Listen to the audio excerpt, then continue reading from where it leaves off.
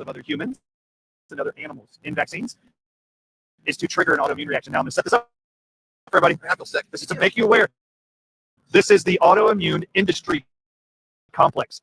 Inject people without them asking or knowing DNA from other species and other humans into their body. You will wreck their immune system and create autoimmune diseases for life. You want to know how I know it? No. Real simply. Have you ever heard of a person getting an organ transplant? Sure. Yeah. Yes. Name an organ that they like to transplant. Kidneys.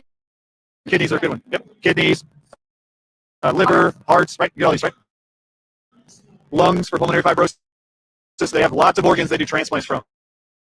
When a person you've ever known gets an organ transplant, that organ is coming from another human. Yeah. So they're finding someone who died or has sacrificed their own organ, and they're going to put that organ inside of your body. Let's give the kidney, for example. When they do that and they wake you up from the surgery, they then immediately prescribe to you 10 to 15 drugs for life that are called anti-rejection drugs.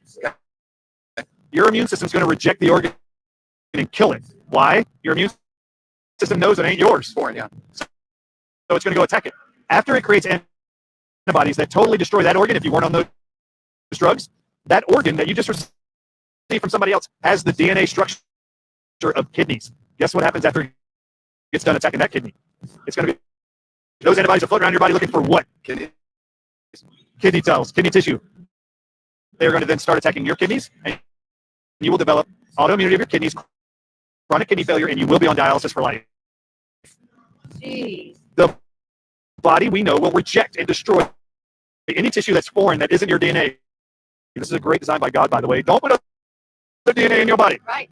So now you put Cocker Spaniel DNA inside of a 6-month-old. You put hepatitis B inside of a 12-hour-old baby, and you set them up for autoimmune diseases lifelong. This is why you get juvenile rheumatoid arthritis, juvenile diabetes, SIDS. Why did you get all these conditions of autism? This is So what many they're more doing. diseases, malfunction. Autoimmune diseases are something that you just down here, but now it's like everybody. It's common. They're everywhere. Oh, everybody in the audience, have you ever wondered why does so many children and adults are allergic to eggs? 7 out of the 9 flu vaccines have what's called ovalbumin, or by name, egg protein. Well, I looked that up. I wanted the world to see, why is there egg white in every one of these flu vaccines? Egg whites. In the flu vaccine. In the flu vaccine, 7 of the 9. So I looked it up. I want to know what eggs It's not this come from. cake. I want to know what eggs, what egg whites from what animals are inside these flu vaccines. All right, so for the first like 7 years of vaccine production, they were actually cultured in chicken eggs. They would actually inject, Judy Mikovits used to make vaccines at the NIH, injecting the substrate into chicken eggs to culture whatever it is they're trying to grow, that they then put in a syringe and inject inside of you. Any chicken egg protein they inject inside of you as a baby, you will develop lifelong egg allergies to. Just so you know, in the last 20 years, it's no longer chicken eggs. What is it? It's snake eggs. Oh, you're kidding. 90% of all vaccines are manufactured in China, and look it up. There's documentaries about this all over. They're called Chinese snake villages, and they just culture snake eggs for the pharmaceutical giants in China to manufacture 90% of all our vaccines that we receive in America. What is the deal with snakes? So chicken DNA, snake DNA. Do you want to know why there's so much autoimmunity, so many actual disease states, chronic illnesses in Americans? You're injecting foreign DNA that doesn't belong to you into you. And as long as you stay ignorant and blissfully happy, just follow blindly the faith of your white coat authority figures, who don't know anything either. These little booklets will be very powerful. I want everybody buying them and then giving them to their MDs after they can't answer your questions because none of them have a clue. Can we get you back on when the book comes out?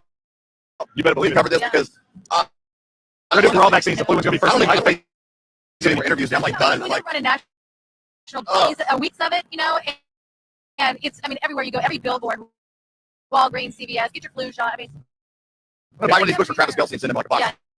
No kidding. Can I say one other thing before we go? Of course. Yeah, I can't be more sick and disturbed than I am now, so go ahead. So my presentation here a few minutes ago was totally different than anything I've done. I decided to show the world who was the real target of the pandemic called COVID. So I put it up. The American Diabetes Association just published that 40% of all COVID-19 deaths in America were in diabetics only. That's the largest percentage of anybody who died from COVID are diabetics worldwide. So I put them on the screen. The American Diabetes Association admits that 40% of all COVID deaths came from diabetics. All right, so let's introduce you to American Diabetes Association's mission statement and how long they've been around. How long? Since 1939 is when they were founded. And their mission statement is, we provide research to manage, cure, and prevent diabetes. That's their mission statement. So I went like this. How are they doing after 84 years? How many, where were we at 1939? So we just finished 4 years, and almost half everybody that died were diabetics Yep. in America. Okay? Yep. All right.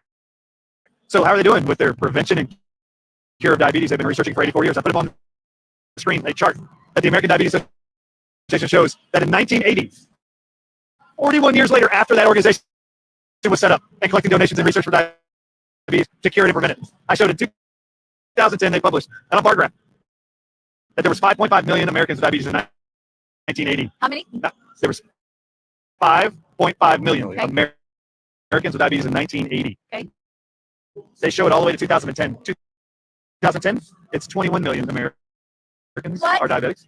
And then I showed what is it right now in 2023. It's actually 38.4 million now. That's almost double in 13 years. Yeah. The whole chart goes straight away. So I showed the numbers and all that. I said, this is an organization committed for 84 years to prevent and cure diabetes. Are they working? Are they figuring it out? Yes. And then I showed that the World Health Organization just published that in the next 27 years, they expect 1.31 billion people on Earth to be diabetic. Which, these people didn't know it, no either.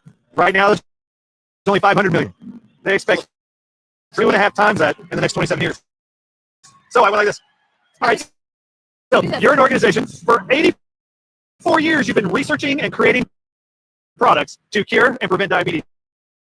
How well are they doing after 84 years? And I wanted to know, since 2010 to now, 2023, Yep. how much money has been donated to the American Diabetes Association That's a great to question. suck Yeah. at curing diabetes? Yeah. That's exactly what I put on the screen. Yep. How much have they been given to suck 100% at preventing COVID Yeah. or preventing diabetes?